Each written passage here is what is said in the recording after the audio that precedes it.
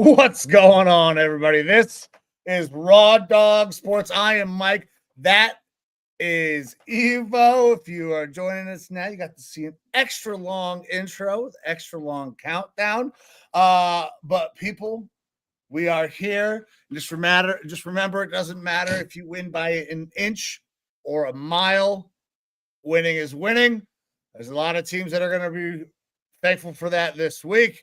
My man, Evo, welcome into the show. Not a great week for us again on the picks. I feel like, early in the season still, but now we're a quarter of the way through. Still over 500, but, a couple of tough weeks. Some close games, man. Games went not ways that I would expect them to go. Fuck's sake, we had a 40-40 tie this week to really throw off everybody's gambling, strategies. So, but brother, how you doing, man? You had a busy day. I saw a video that I don't know if I'm allowed to talk about. Yeah, I don't really care. Fucking plane crash. Not my unit. But yeah, busy day at work. Mine's a piece of shit right now. Just been running all over the place today, doing a lot of stuff, dealing with an airfield incident, we'll call it. Everybody's safe and sound. Don't worry, no lives were taken. Thankfully. But yeah, look, we got the long intro today because things were still kind of set up from our last pod that we did, another part of the No Sleeves Network, The Talk, one of our veteran-based podcasts where we get on and talk about bullshit with a whole bunch of dummy thick idiots. And so I was rushing to get back here, get things on. We just didn't have everything perfectly set up today, but that's okay. It kind of goes in line with how our gambling went over this past week, which was also rough. But guess what? We still, in total, are, like you said, above 500, which is a good thing. We just got to lock in. And to do that, because I'm fucking out of sorts, I'm popping a fucking... Oh my gosh, here we go. Smelly salt. Through. Because, oh God, your boy needs to fucking lock in and get ready for the fucking show. Hopefully that'll wake me up for the rest of this week, and we can get the train back on the tracks. Because look, rough, weird week of football. I came out of it feeling like shit because my team obviously had a very rough go of it, trying to figure out what's going on with the season for my Vikings. And yeah, like a lot of things need to just get back on track this week. Man, if we're fucking ripping salts, All right, everyone watch Mike cry. Oh, God. What are we, fucking kickers in the NFL? Dude, okay, so kickers had a week again, but that kicker ripping fucking salts. I don't know how you go out there. Because you do this for your golf swings. I don't know how you do it, man. Go out there and like let one rip after this. Like it just throws the whole rhythm off. I can't fucking see shit because my eyes water. It does exactly what it's supposed to for me. It wakes me up, gets me in the zone, ready to talk sports, ready to get into this last week 4 of football before we head into week 5, where we actually have teams on bye. So I'm ready. I'm ready to get into it. Your team didn't have a good week. My team didn't have a good week. Our picks didn't have a good week. So, Eva, let's just show the people the board real quick. It was not great. Started off 9:30 in the morning. The fucking Steelers get a win out there in Ireland. That was not fun. Aaron played well, and that was even harder to watch. They had a good game plan. I have thoughts. I've been able to sit on things. I have thoughts. I will leave them until we actually break down each of these games. Yeah. So Cleveland did the one thing I knew that they couldn't do, which was turn the ball over in the bad area, because then we were going to give up a shitload of points. This is exactly what happened. Our offense did nothing. Again, Joe Flacco should not be starting. I don't know if that report about possibly starting Dylan Gabriel is true. I've seen it from 3 different sources now. Okay, but is the source ESPN? There's one Cleveland reporter, and now, because I think everybody is citing each other. So Tom Rizzo, is that his name? That is the one person who started this thing, apparently. He's said that it's from an internal source. There's the ESPN guy who said it's from an internal source. I didn't see him cite Rizzo. And then the female Mary Kay Cabot, I think, is also reported, but I don't know who she cited it from. So I've seen it in multiple spots, though. She was the one that said maybe this is some gamesmanship by the team. But I don't know. Either way, it sounds like we are in line for a potential Dylan Gabriel start. Yeah, in week 5. I'm here for it. Other shit that didn't go well. Jackson Dart came out and impressed, gets a dub. Atlanta, inconsistent. This was a good week. They had the upswing this week. And then a couple other games here, man. This San Francisco money line, I will get into it. Brother, any of these other games, Green Bay, 40-40 tie with fucking Dallas. What a weird week. Yeah, I hate ties. I think everyone hates ties. Also have strong comments about that one. Probably get me in trouble. That's all right.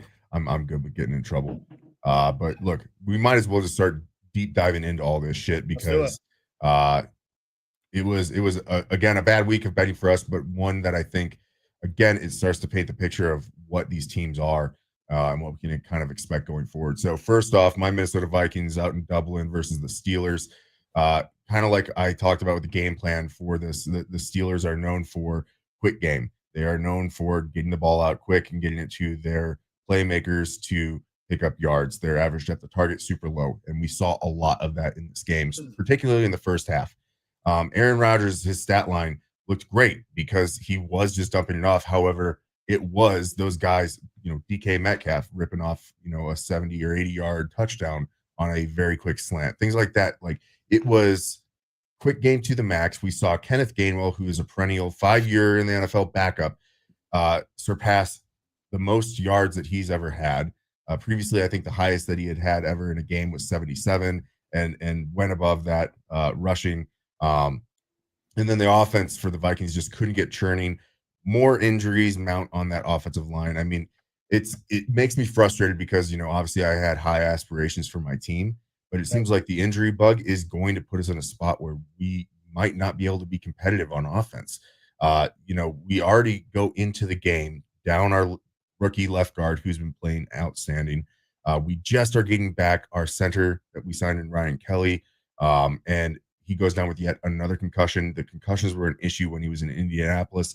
And at this point in his career, with these amounts of concussions, you have to seriously consider, can this guy play again this season? Not, might have to call it a career type of thing. But either way, so we're playing a former late round pick, second year player in Juergens at center.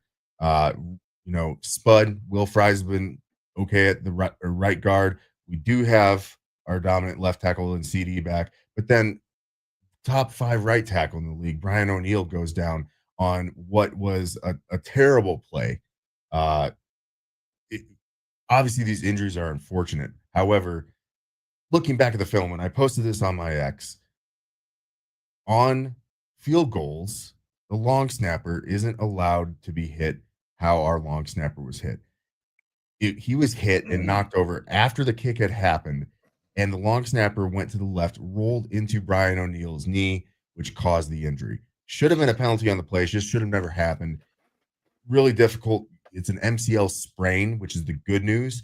The question is as to what grade of a sprain it is, because the best grade of a sprain that you can have is still a 2 to 4 week timetable to get back out there. And if Kevin O'Connell is to be believed, he said that Brian O'Neill was in the locker room, getting taped up, moving around, trying to get back in the game, and the team held him out. And that's the type of fighter that Brian O'Neill is. I would love, obviously, to get him back out there, but now we're going to be going out this week, more than likely, against your Browns, your vaunted Browns defense, with 2 starters on our offensive line. The rest are backups, guys that you wouldn't want to play, more break glass in case of emergency type of players. And we saw more of the issue that we saw in weeks 1 and 2 from Kevin O'Connell's play calling, which is not quick game related. In week 3 against the Bengals, obviously we dominated, but we ran a lot more quick game. We had previously run the least quick game in the NFL, and then we resulted to go back to that. Now we saw some life in the second half. Obviously, we got that game down to the wire again in the second half. Part of it is Carson Wentz, but was insane. Yeah. They should have never. You guys should have never had. You never should have had another opportunity to be in that game. Tomlin fucked that entire sequence up. Like, Aaron had it right. Aaron knew exactly what they should have done in this situation. They actually should have listened to Aaron Rodgers, because they could have completely iced the game. You guys, the fact you got the ball back was fucking astonishing, and a complete lapse of judgment as a coach. Yeah. It was a terrible job there by Tomlin, but they were able to end up resulting in getting a victory. It worked out, but damn, you can't get lucky that many times with a decision like that. Yeah. And obviously I'll get more in our Saturday show when we talk about the actual games and what we think is going to happen with these between my Vikings and your Browns this weekend. But like, we have some serious issues that we need to get cleaned up outside of the injuries. But the injuries are one of those things that it's just going to be extremely difficult to overcome. And we have to find a way to do that if we want to have any chance at being competitive in the NFC North and getting into the playoffs this year. It is like near worst case scenario for us. We're down 3 of our starting offensive linemen. We're down our starting quarterback. That puts this offense in a very tight spot. So look, I feel like obviously the Steelers went in with a good game plan. The quick game worked for them in this instance. It almost didn't. Bad coaching coupled with the Vikings kind of making a little bit of a comeback there, which kind of still shows that offense can be explosive. But it was injury related in my mind for a lot of it. The Steelers should have probably put us away a lot worse than they did. Only beating us by 3, I think, doesn't tell a true story of this game. I guess, congrats to the Steelers. They are, I believe, in the lead there in the AFC North now, solely at 3-1. Yeah. I mean, I didn't see that coming, but also, I mean, we'll get to the Ravens when we get there as well. I didn't see that team being this way either, obviously, based on my season predictions. Listen, I thought Aaron played fairly well. He got the ball out quick, yes, but I mean, Aaron's still awesome at throwing the back shoulder fade. He threw that a couple times. DK is also a great guy to have go and catch the damn thing for you in those situations. So you guys didn't have enough offense. And Carson Wentz, I mean, made multiple mistakes. The 2 picks, that's tough. And the fact that the Steelers kind of lived off of that, because the TJ Watt one, that puts you that was directly into scoring position, I believe, if I'm remembering correctly. I believe so, and that was he tipped it and caught his own interception. Yeah. So like on those So that one, lineman now tips, the overthrow down the field, that's all yeah, Carson. yeah, the lineman tips and stuff like that, I don't count against the quarterback as much because those are way less easy to predict when they're going to happen. But either way, I'm not saying Carson Wentz doesn't deserve a decent section of the pie chart of blame here, but I feel like he also performed as you would expect from a more high level backup, someone who can go in there, go 30 for 46, throw for 350 yards and 2 touchdowns. But you're not expecting him to be the same as what you would want from a starting quarterback. Um, to Well, he me, got it's sacked 6 times. I mean, you couldn't protect it. yeah, the sacks. So that's a big conversation. Is that it gets talked about a lot. Carr with the Texans when he was drafted number 1 overall by the Texans, that his career was kind of ruined because of how bad that offensive line was. We are letting our quarterback get sacked at nearly the same rate. I think it was like 15% of dropbacks for Carr that year, David Carr, and right now we are above 14% of snaps, passing snaps being taken sacks, which is untenable. I think that I love Kevin O'Connell. I have faith in him. They have to take a hard look at the schematics of this. We need to run more quick game. They need to start doing things to mitigate the injury issues, reduce the sacks, because the rest of the offensive playmakers are still there. They can still make things happen. That was obvious in this game with the sort of comeback that they were able to make. And the defense, while the run defense does need to tighten up, like it's been way worse than I ever expected. The defense still has some teeth to it. Quick game does seem to be like one of those things that can be a detriment to us. We just have to show that we have the offense that can keep up with that sort of a quick game. And right now, the offensive line injuries just piling up is making I thought the interior offensive line was bad last year. Right now, we are in a worse spot than we were last year with our offensive line play. Yeah. Sorry, brother. We'll talk more about your team and my team in that matchup coming up here very soon. Ready to move on to the next game? Yeah, absolutely. So next up, Commanders and Falcons. The Washington Commanders go into Atlanta. They take the loss. Falcons win 34-27, and the Falcons seem to kind of have a hold on this game the entire way through. Commanders did not look very competitive. Falcons got out to an early lead. They're 17-10 at halftime, and then put up another 14 points in the third quarter. It kind of felt like it was just a non-winnable uphill battle for the Commanders after that. Yeah, I mean, the Falcons were really in control the entire game. The score, I think, is not even indicative of how the game went. Like, it should be a little bit more lopsided. Mariota, listen, is a backup quarterback, and this was good Falcons. So I'll eat crow this week.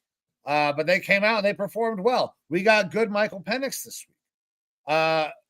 We need to see that on a consistent basis, though, before I'm going to be convinced that this Falcons team is going anywhere. So, I mean, good win. They won this thing through. I mean, they dominated this game throughout pretty much. I don't think it goes this way if Jaden Daniels is playing in this game, but I mean, we'll see. It's possible for sure. That's it felt like the Washington pass defense did not show up because the watching a lot of it, Penix he went 20 for 26, but like their receivers were very open, like on all these completions. There was very few contested catches, and that's just kind of a sign of like a very loose zone defense or schematic breakdowns. That Washington team's defense did not look like they showed up to play that day. And yeah, look, career days for Penix and for Bijan Robinson in the passing game. Bijan 4 catches, 106 yards, over 100, and another 75 on the ground. Great day for Bijan. Good day for the Falcons overall.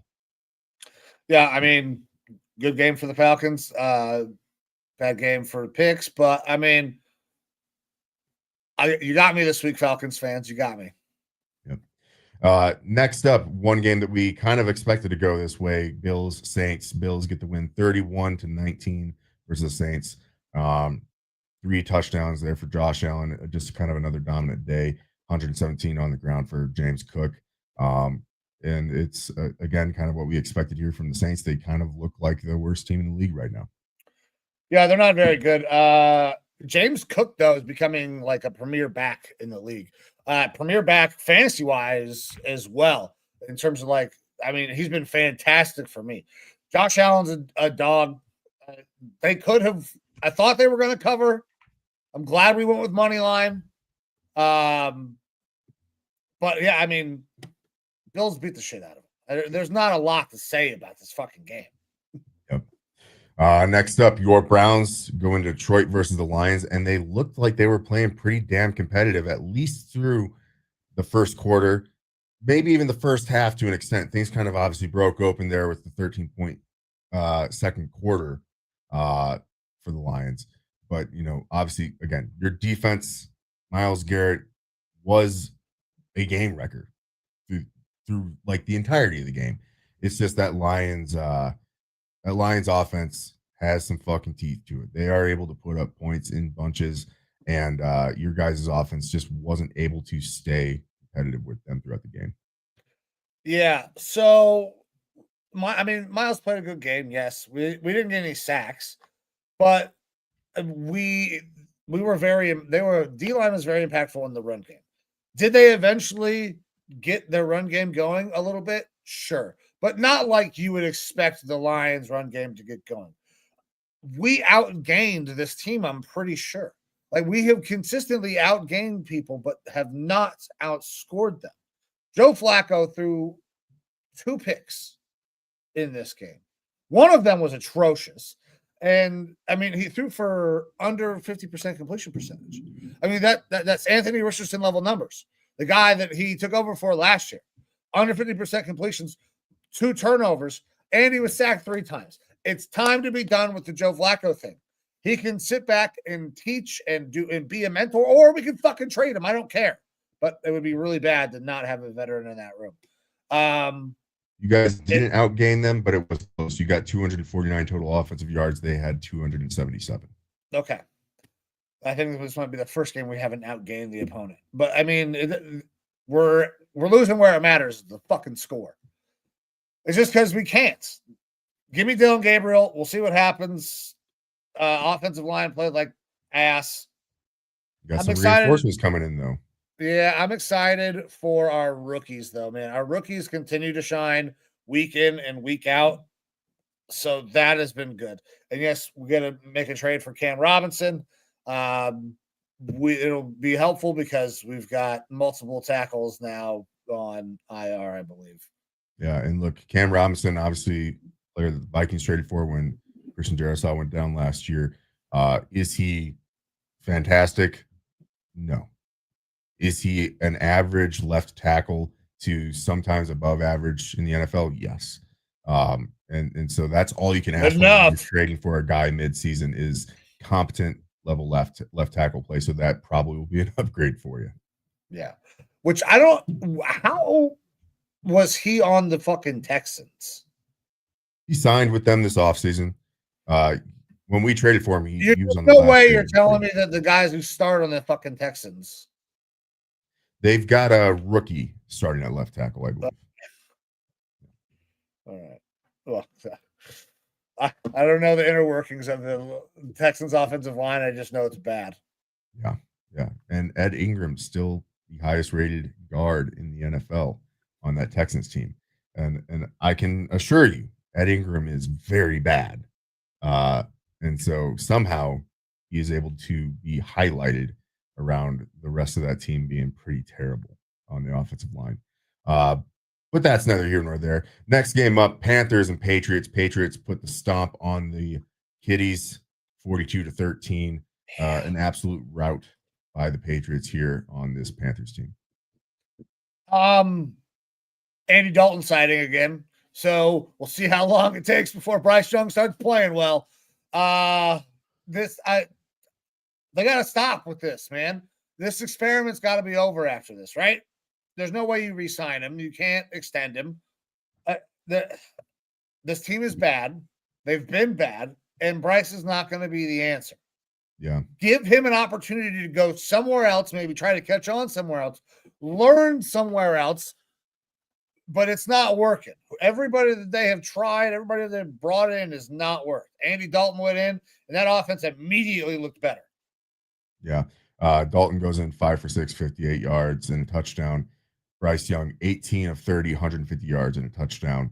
And like Bryce, when he is on the field, despite, again, last year we talked about him doing good and having a good second half of the year. It was good by like Bryce Young standards. Right. Which, we talked about it last season. Statistically, he was a middle to below middle of the pack NFL quarterback statistically, but the way that he was playing. But it was such an improvement from what we had seen before that it was like, oh, maybe there's something here now. And he is regressed. And to be frank, he looks like a backup quarterback. He looks like he should not be starting on the NFL field. The scary thing for Panthers fans is that that your team cannot develop quarterbacks, and they can't develop guys who have gone on now, who've passed through your system and become really good in Sam Darnold, in Baker Mayfield. So now is Bryce Young going to be the next in that lineage to leave, be rejuvenated somewhere as a former number 1 overall pick? And that's a scary thing as a Panthers fan. But at this point, I think you have to just call a spade a spade. He's not good. He's not good there. He's not good in that system. Whatever it is not working. But being your head against the wall. If you want to win games, you need to move in a different direction. Yeah, man. I absolutely agree. Drake May played well. Gonna be a dog. Patriots gonna be scrappy all year. This team is gonna get better, I think, as the season goes along. Just because the more Vrabel is there, the better this team is gonna get. And the more Drake May plays and plays well, the more confidence he's gonna build. I mean, there's gonna be a lot of good quarterback play in that fucking AFC East. Yep. All right. Next up, we have a little more of a fun one to talk about, I suppose, even though we got this one incorrect. Chargers and Giants. Giants get their first win. First game for Jackson Dart. They win 21-18. Saw it in the first quarter. Jackson Dart has some juice. Now, he didn't have a prolific passing day or anything like that. Had a pretty darn good running day, but he did enough and gave this team enough energy to go out there and get the win, despite losing their number 1 receiver in Malik Neighbors for the year with a torn ACL.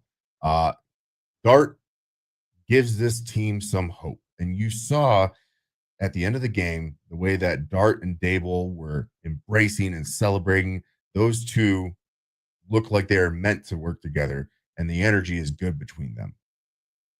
This might have just bought life for Dable. Probably.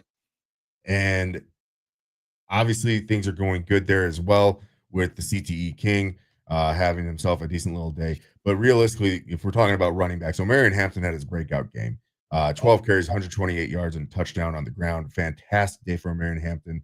And he needed to do that because Justin Herbert did have his worst game of the year, kind of a down day. Some bad throws there for sure. And it showed that this Chargers team is susceptible. I've been banging the table that this Giants defense is good.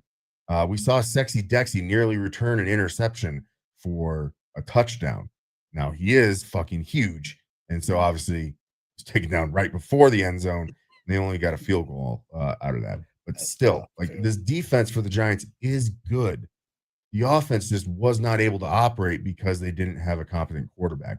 Now you have a guy with some upside, with an arm, and unfortunately you lose your best offensive weapon in Malik Neighbors. So it'll be interesting to see how this Giants team pivots. It's addition and subtraction. I'm not sure that it's going to. I think we saw it in this game how they're going to pivot.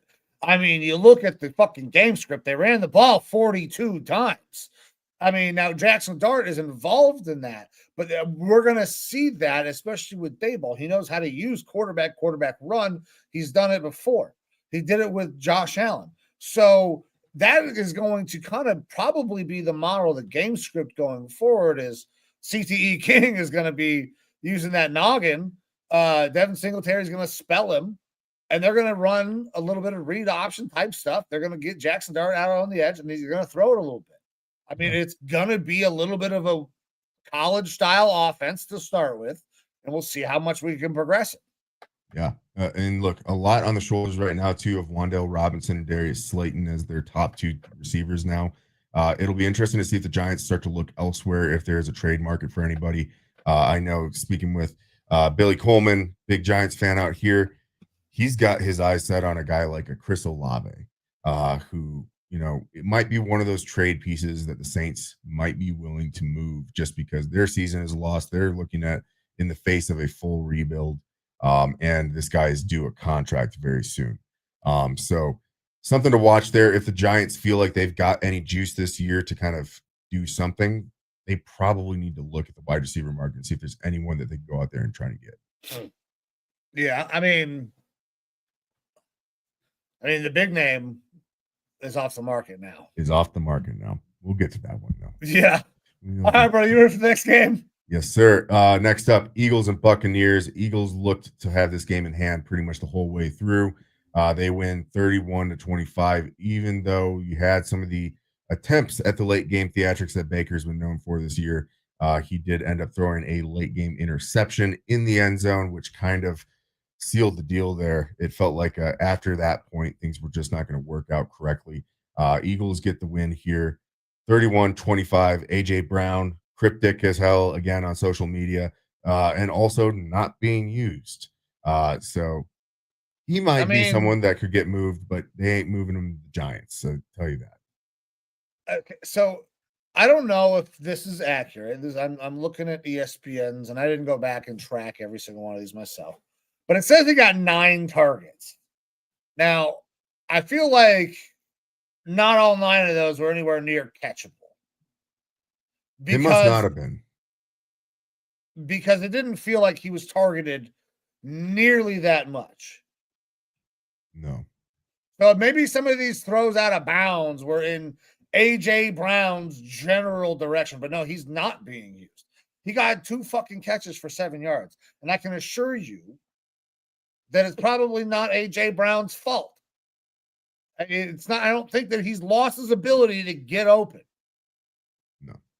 Jalen Hurts in this offense are based on what Jalen Hurts is able to do that day. Like sometimes he runs it, sometimes he throws it well. It literally depends on which Jalen Hurts shows up.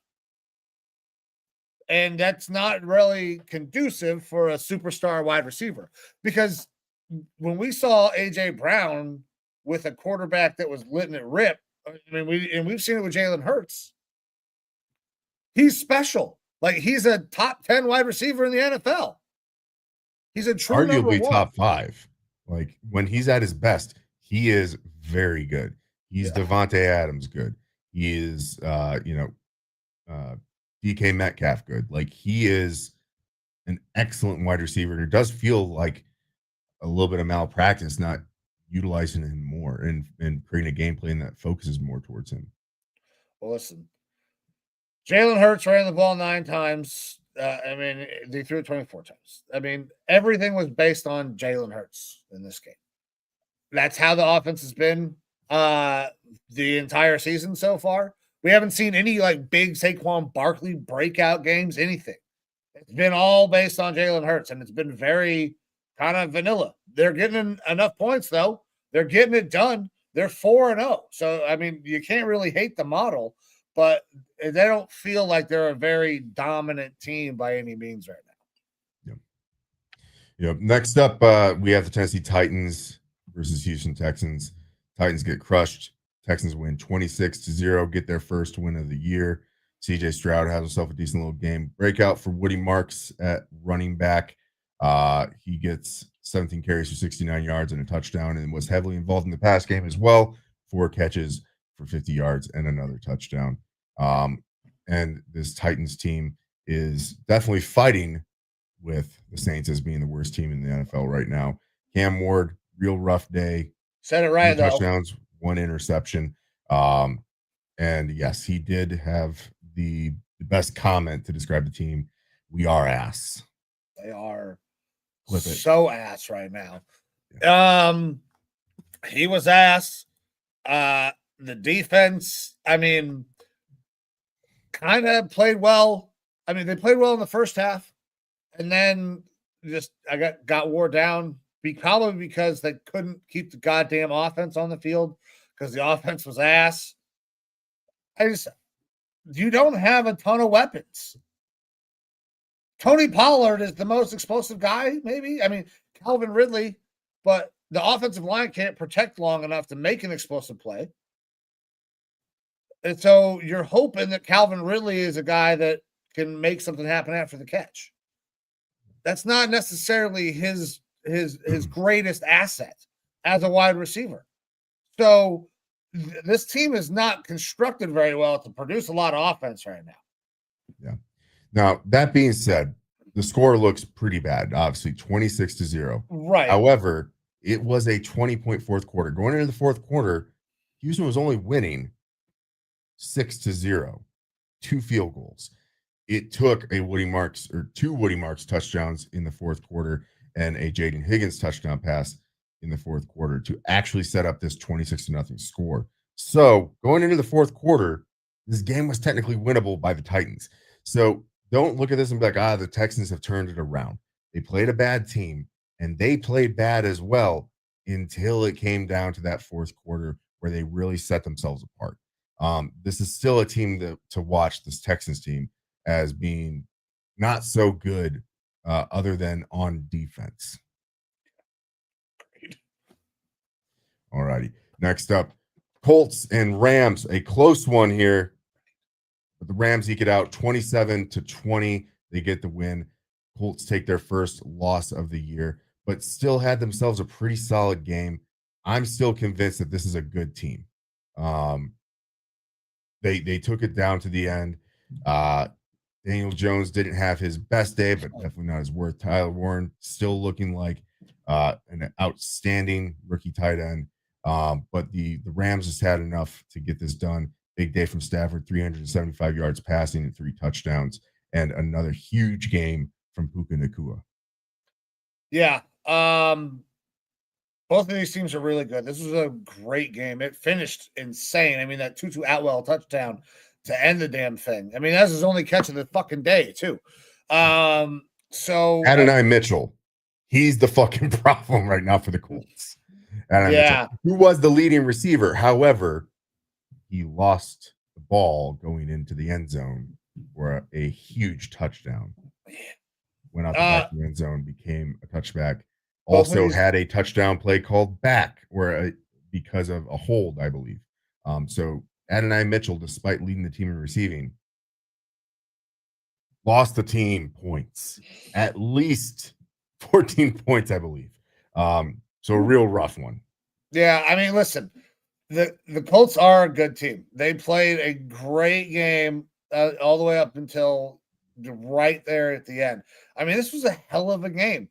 Daniel Jones showed some flaws, regressed back a little bit to Daniel Jones. But listen, still didn't play a terrible game like you said. I just thought this was a fun game, and Stafford fucking balled out. Yeah. That's what I got on this one, man. It was fun. Both these absolutely. teams are going to be good. All right, next up, Jaguars go into San Fran versus the 49ers, and they get themselves to win 26-21 on this 49ers team. Brock Purdy coming back didn't seem to be the boost that they were hoping for. Nope. Trevor Lawrence didn't have himself anything spectacular every day.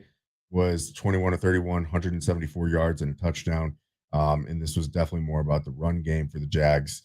19 carries for Etienne and 124 yards on the ground. A big day for him. McCaffrey was stifled. Brock Purdy, over 300 yards and 2 touchdowns, but also 2 interceptions. So a really rocky game for him coming back. The fact that San Fran's run game was shut down, defense looked like they didn't really have a ton of answers there for the run game of the Jaguars. Look, I believe I said it on last Tuesday's show. We need to give some credit to the Jacksonville Jaguars. They secretly have a pretty solid defense and did enough here in this game to keep them active. Yeah. So listen, this sucks in multiple ways. Obviously for the bet, sucks for me because every Jacksonville Jaguars win gives me a worse pick in the first round because we had their first this year. I expected them to be terrible. Now they're 3-1. Etienne played great. Tootin, I think he is going to be a big factor. Wasn't necessarily in this game, but I mean, Etienne was super, super explosive. Trevor Lawrence didn't make any crucial mistakes, which is something that we have seen happen in the past. This is a good game, and then yeah, man, the Jags have a pretty decent defense. I wanted the Jags to be bad, and I still want them to be bad. Don't get me wrong, but right now they're playing pretty damn good. That sucks. I was really hoping for like 2 top 5 picks in the draft this year. Well, we're only like a quarter of the way through the season, so there's a lot of time left to That's get some very L's true. there. All right. Last game here not last game. Not at all. Ravens and Chiefs. All right, here we go.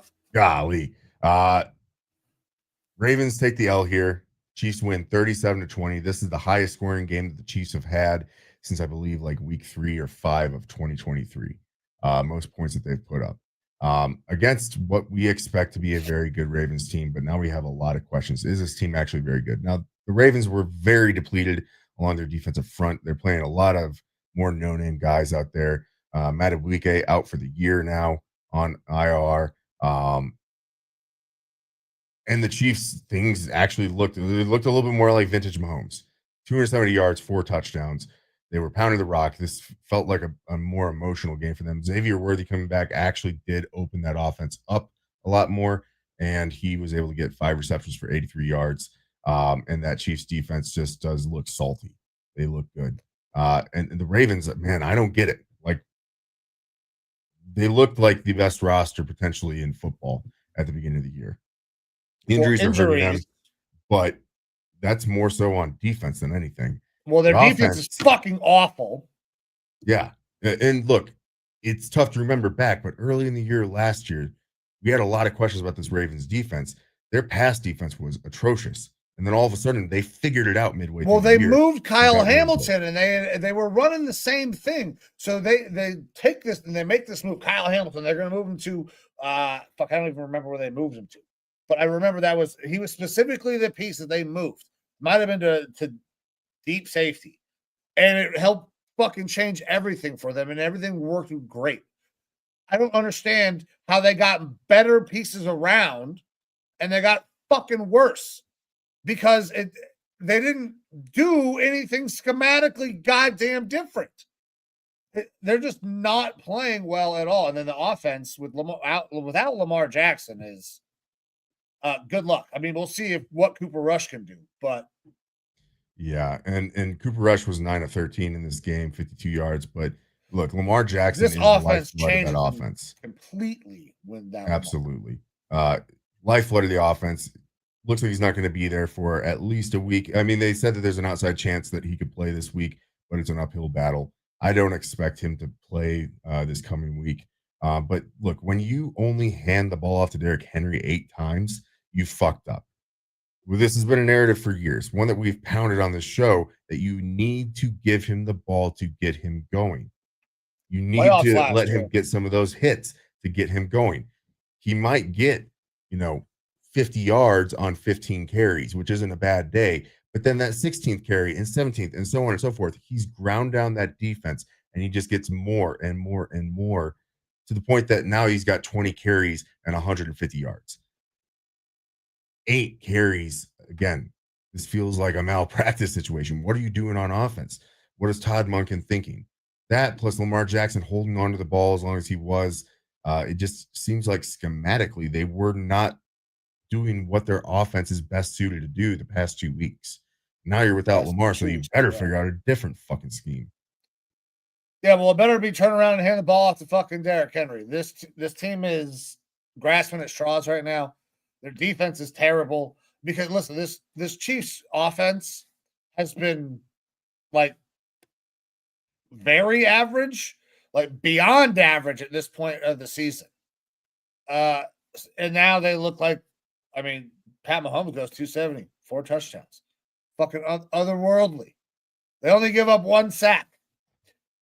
distribute the ball all over the field. Everybody runs. Everybody like all of a sudden, this Chiefs team figured it out. I find that very hard to believe. I don't know what the fuck happened to this Ravens defense, but I don't know, man. Look, like I said last week, this is going to be the determining factor whether the Chiefs are done or not.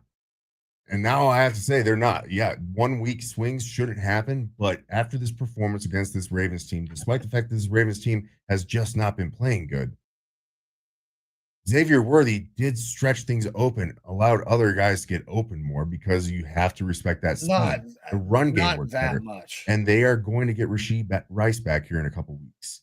They're going to get another competent receiver out there, and so this might be. Look, I hate 1 week swings, but I feel stronger about this 1 week swing for this team than I do about anyone else at this point. I think if they figured it out, they figured defense. It might. Look, they need to do a lot of soul searching with that Ravens team. They need to hope that they can do what they did last year and figure it the fuck out on defense. Because otherwise, this season, like they are what tied for last place with you in the AFC North. Yeah. That didn't have it on my bingo card. Yeah, me neither. Tough. All right. Either. Next up, Bears and Raiders. Bears go into the black hole, and it's now called Caleb's hole because they get the win 25-24 out in Vegas. Caleb Williams has himself an all right day. Ashton Jeanty had himself a pretty damn good day, his best career day, I believe. But yeah, Bears go out and get another win. They are 2-2 in the NFC North. Man, serious question marks about this Raiders team right now. That offensive line, again, looked atrocious. Gino looked pretty fucking bad. 3 interceptions. It's like he's trying to become the new Jameis Winston. Just throw the fucking ball up, hope for the best. Except for Jameis puts up volume for yards, and Geno Smith is putting up volume for interceptions alone, it seems like. Yeah, this offense has been completely neutered under Pete Carroll from last year. Like Brock Bowers, his yards have gone way down. Everything has gone down. I mean, and the depth of target seems like it's gone way down from what they were doing last year. So, I mean, I understand they're leaning into trying to run the ball. Ashton James, he wants to be. They're going to make him the centerpiece of this offense. I mean, you can't do all of that and have your fucking quarterback throw 3 picks. Your veteran quarterback can't do that. Like, you can't win this way. Gino has cost this team week after week now. And the way the offense is going to be constructed around Pete Carroll's vanilla ass, this run the ball offense, I don't know what I don't see a lot of hope for this Raiders team. I thought they were going to be scrappy because they got some guys on offense that should be able to go out there and make big time plays, but they're not putting up explosive plays. And Gino's turning the ball over at a crazy clip. Yeah, it's kind of making me question. I would have never expected this, but would this be a one and done type of year for Pete Carroll there? With how bad things are going, obviously he's very old. You probably aren't expecting. You want him to come in and change the culture and be there for like 3 years before handing it off. But at this pace, with how bad things are going here, I don't know. I expected a lot more. Might be more likely for Gino than it would be for Pete. Yeah, for sure. I just don't know if they're going to have the patience for it. And I expected a lot more from a Chip Kelly run offense, to be completely honest. They like Gino is obviously a serious issue right now, but I don't know if there's an answer to that. They have to start scheming things up where you're not giving Gino the chance to have all these fucking turnovers, because this amount of turnovers is untenable for any team. Yeah. Bears, good win. It was given to you on a silver fucking platter. Yeah, for sure. And a fun interview there by Ben Johnson at halftime. I don't know if you saw that. I did not catch the interview at half. A little chippy. It seemed like he was a little chippy at the reporter. I saw something about it. I did not see. I don't remember the exact line of question, but like she was like, "Oh, what do you need to do to fix this?" And he was like, "I don't know. What do you think we should do?" when that was like, I don't know, Dick. I'm asking you. all right, that takes us to Sunday Night Football: Packers versus the Cowboys. This one resulted in a 40-40 tie. No defense whatsoever to report. Banger game, dude. It was a good offensive game to watch. One where I hate that I did not play George Pickens because it ended up losing me my fantasy game this week. That being said, this game was gay. Come on. The Packers, the Cowboys got the ball first in overtime, and they kicked the field goal. I get it. That's what you're supposed to do. The Packers go down and completely mismanage their last 40-ish seconds, and they have the opportunity to kick a field goal to tie it at the end of regulation with 1 second left because they almost pissed it away. Like Love almost pissed away all the time on the last play and was lucky the ball hit the ground out the back of the end zone with 1 second left. Just don't be fucking shitty. Go for the touchdown. No one wants to see a tie. Now, I get it. If we want to go, look, a tie is better than a loss, and it might matter more in the NFC North final standings to have that tie than to have a loss. But also, give your fucking balls a tug. Fucking go for it. Or better yet, don't be throwing stupid-ass bubble screens when you're low on timeouts, low on time. Do something to try to win the game. Take a shot in the end zone, maybe. Quit fucking being a pussy and kicking a field goal just to tie it when you know that's all you're doing. You have a second left on the clock. Throw the ball in the end zone. You've been putting up tons of points all game. Fucking do it one more time, you pussies. So, congrats to the fucking Cowboys in this one. That's who I congratulate here, because shame on you, Packers. You lose last week and you tie a team that got their asses handed to them by the Bears this week, or last week. But you tie this team this week. And rather than go for the win and try to show like we are a playoff team, we're one of these teams that can be aggressive and go out there and win games, you decide to take the shitty route and kick a field goal, you pussies. Bunch of yellow belly fucks. All right. So listen, I enjoyed this game because I like offensive football. That's my thing. That's my forte, right? I also put in a couple of same game parlays, and there was a fuckload of offense. So anytime you put in some same game parlays and there's a shitload of offense, you got a good chance of hitting them. I hit a couple of same game parlays. Now, let's talk about 40-40. That is an absurd number. The defenses were ass on both sides. And ties are fucking stupid. We should not have ties in professional football. Figure out some other fucking way to end the game. I do not want to see another goddamn tie. I say this every time we have one of these. It fucks bets. It screws up the goddamn standings. Just figure, this is America. And this is American fucking football. Figure out how to end the game where one fucking person wins. And then they have to come out and say that Bad Baby's doing the halftime show. But it's fucking stupid. Dude, that is the one. I have questions about why you would make that decision. But look, we'll sidebar about Bad Baby right now. Bad Bunny, right? What the fuck ever. That's the point. I don't fucking know this dude, okay? I feel like I have a little bit of a touch on the pulse out here. But then I'm like, okay, I know he was in the Happy Gilmore 2 as the caddy. That's all I know about him other than the name, all right? So I pull up Spotify, and I was like, holy shit, his top song has over 1 billion listens. It's like, this guy's popular.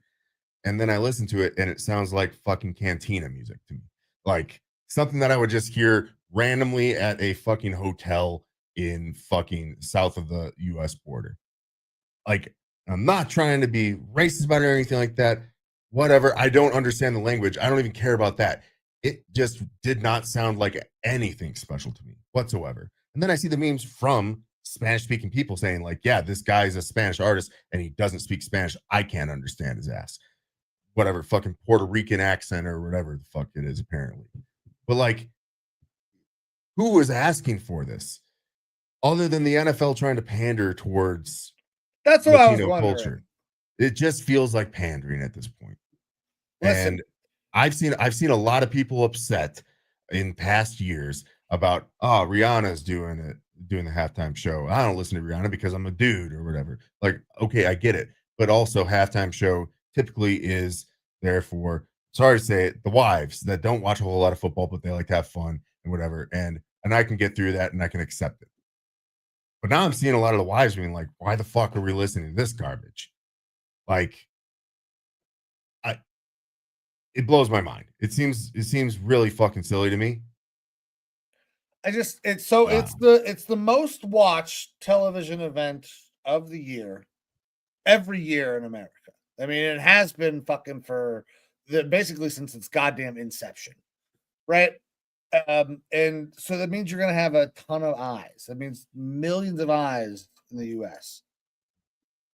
And listen, I'm gonna sound maybe a little bit fucking stupid too, but most everybody speaks English. Not everybody's going to understand the music, and that's going to probably turn some people off. Right, wrong, or indifferent, the marketing for this, because the NFL is about their money, doesn't make a ton of sense to me. But I digress. Yeah. I don't know. The rumor is that Taylor Swift actually was asked to do the halftime show and they couldn't come to an agreement on the terms. Something she wanted to have like oversight and rights of the entire halftime show and all of the video and stuff like that. Rock Nation still runs the halftime show. They're not going to give that up. Rock Nation run it. I wouldn't give that up either, though. I mean, you fucking control the halftime show. Well, there we go. By the way, Rock Nation, why the fuck? This doesn't make any sense, guys. This was a bad choice. Do better. Yeah. Do better. All right. That takes us to Monday night and NFL. Fuck you for double Monday night games. It was okay when you did it a couple weeks ago and you had them split up at appropriate distances from one another. But when they overlap, fuck you, fuck you, fuck you, fuck you, you scumbags. Jets, Dolphins. Dolphins get the win 27-21. Jets kind of made a bit of a comeback there at the end, but the Dolphins looked to be in control the whole way. Unfortunately, though, for that Dolphins team, Tyreek Hill goes down with a very gruesome leg injury. He is out for the year, dislocated kneecap, all the ligaments torn up in his knee.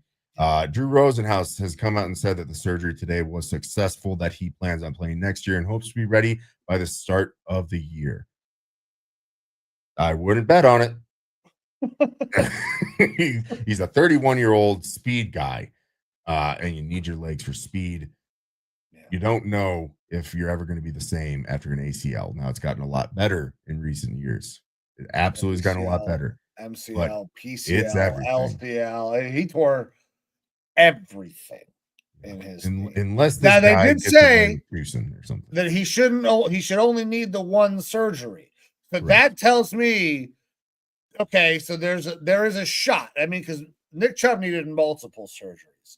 So the fact that it's only one, I think that gives it a little bit a better trajectory. But Tyreek is entering the twilight of his career as the type of receiver that he is. Now, it's not that Tyreek can't do other things. He's a fucking excellent route runner. He's just incredibly fast as well. And that is one of the things that makes him an even better route runner is shit.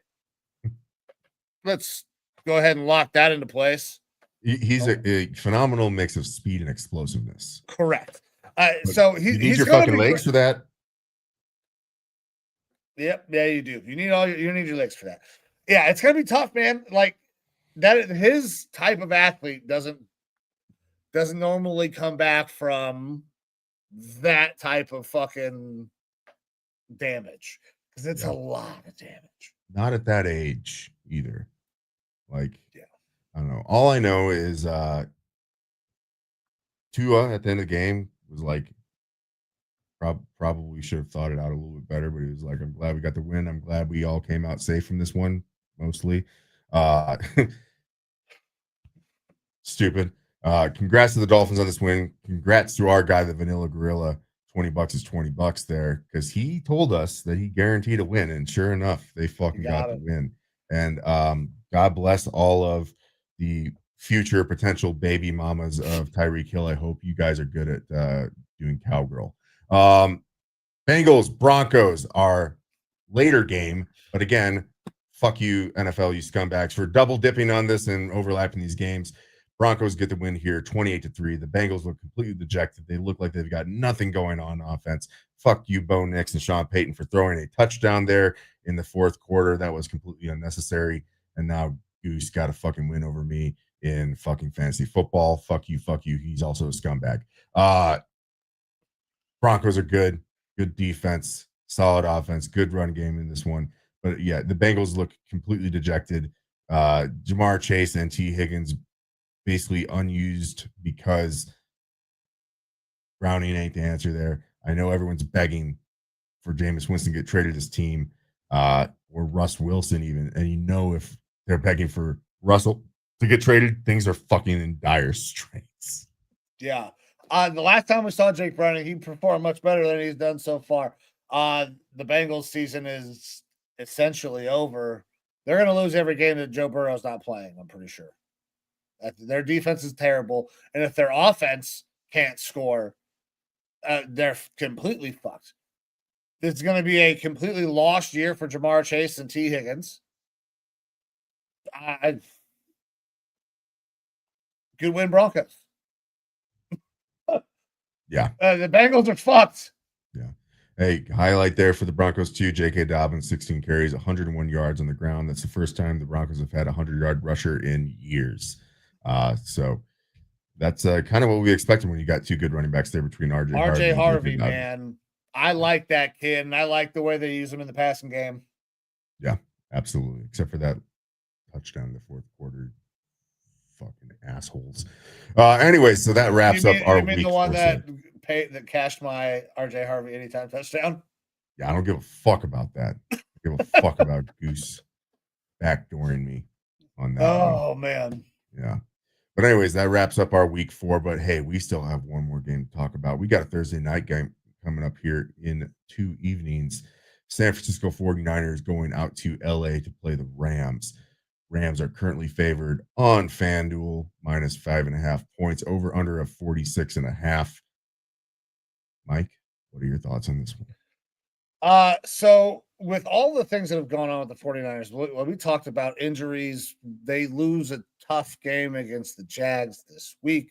Rams go out, they fight in a tough game against a team that we think is really good in the Colts. They come out on top. Kind of teams going in opposite directions, it feels like. Now I think the 49ers are a good team, but I just like this Rams team better. Puka Nacua has been spectacular. And I think that trend will kind of continue.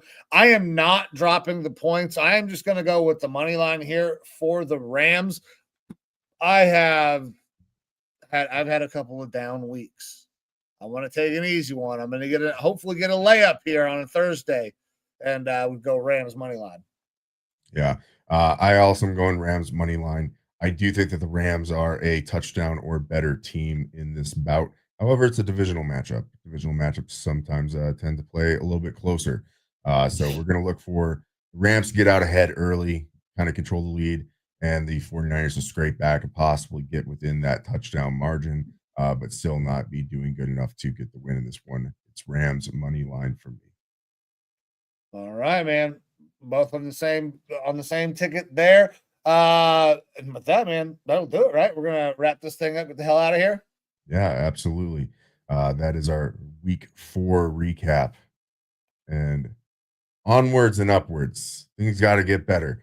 We can't continue having bad weeks like this, especially not after the way that we started off this year. Yeah, I mean, it started off hot. Listen, you're either hot or you're due. which means we're due. Okay. So I'm excited. Saturday, we'll see the people again. Gonna be around that noon, 1 o'clock time, depending on when my daughter's soccer is. But Evo, I appreciate you, brother. Give the people one last word before we bounce out of here and say goodbye till Saturday. NFL, again, I can't reiterate this enough. Fuck you, you scumbags. Don't schedule 2 Monday night games unless you're going to adequately space them apart. You are creating a product for the fans. Not everyone is a fan of every team. Some of us want to watch all the games. Maybe just fucking put a product out that we can all watch. Maybe. Fuck you. Sorry. With a vitriol at the end. That's all right. Hey, man, that's what we're all Fuck about you, here on Raw Dog Sports. We like the vitriol. We are a group of, we are 2 veterans. Overall, as a whole group over at the Network, No Sleeves Network, a group of dummy, thick, idiot veterans who like to have a good time, get together, try to enjoy our opportunity to talk sports, maybe do a little bit of gambling bullshit, and get people to listen, man. So for everybody who did tune in, listen, or who will listen to this, thank you very much. Time is the most valuable thing that you have. So anytime that you give some of it to us, we are forever grateful. But with that, we are going to get the fuck out of here, and we will see you guys on Saturday. I'm Mike. That's Evo. This is Raw Dog Sports. See ya.